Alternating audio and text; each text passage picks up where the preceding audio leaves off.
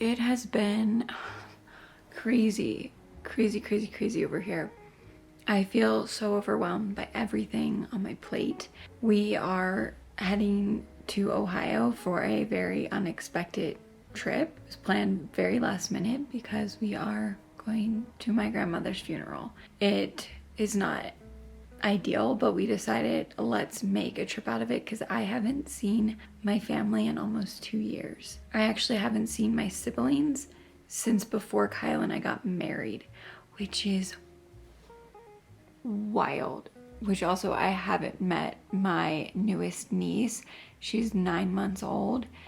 So we decided to make it an extended trip and go for a whole week. But there's so much that I need to do, and I feel so overwhelmed by all the things on my plate that I have to get done before one travels and preparing everything. And I had this overwhelming feeling of having so much gratitude for setting this intention and these promises at the beginning of the month to walk 10,000 steps every day, meditate for minimum 10 minutes, do my skincare, and drink 64 ounces of water. The wild thing that I've observed is that in the past, if I had set these goals for myself and then something so monumental came up and so unexpected, and the stress, I would have just given up. I would have been like, okay, I'll resume that at another date. But I feel like because I've proven to myself I can do this very hard thing last month by making a video a day, I feel like I can show up. I actually feel like I need to do these things to keep my sanity. And that it's such a gift that I get to do these things every single day. I look so forward to getting out on a walk every day. I feel incredible from drinking water every day. Surprise! I was a dehydrated girl and now I'm hydrated. And that helps your brain work better and everything feels better. Also, doing my skincare, it feels like this deep self-care that I get to have every single day. And I've only noticed an improvement in my skin in the short few weeks that I've been doing it. I was having all these bumps on the back of my neck, gone. The texture of my skin is smooth and I feel like my skin feels brighter, which makes me feel more confident, which makes me want to do these things because I'm like, I feel better. I feel like I look better. Why wouldn't I do these things? And then the meditation. The beginning of the month, I was only doing guided meditations, but I've started just sitting in silence and following my breath, feeling the sensation on the tip of my nose. I feel so much more capable of doing things. I feel more malleable to the stressors of life. And when these overwhelming feelings come up, I'm like, okay, I could sit in this or I can go for a walk and help move it out of my body. And it doesn't solve the problem and it doesn't fix it and it doesn't take those things off my to-do list. But I come at it with a clearer head, a calmer mind, and that is a massive shift. I think it's so easy when things are hard to just take the things that do help you off of your plate and fill it with the negative habits because it's just all too much. And so when we need the things the most, we give them up.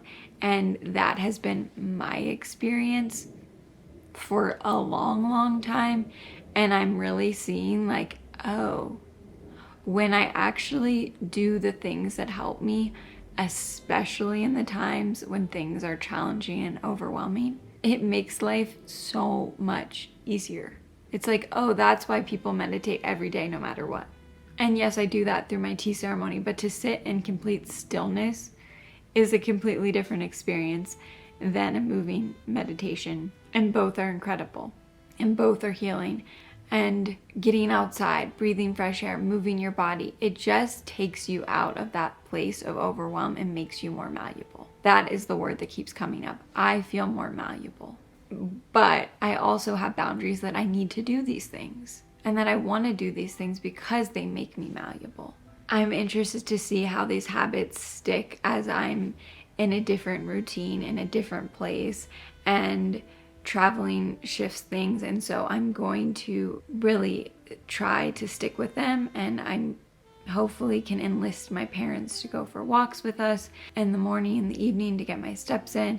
And what a beautiful way to see different parts of where I came from and the place that I called home for the first 18 years of my life, and to see new streets and new swaths of nature that I've never experienced because I never allowed myself to just be, because I was a teenager and we didn't do that. So may this also be your reminder to stick to the habits. Stick to the things that make you the best version of you, especially when you're going through challenging times.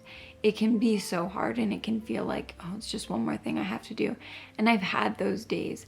But if I can start my day with checking off so many of those habits, I'm more likely to do all of them, and I'm more likely to show up as a better version of myself the rest of the day. So my mornings are luscious and long, and I take that time.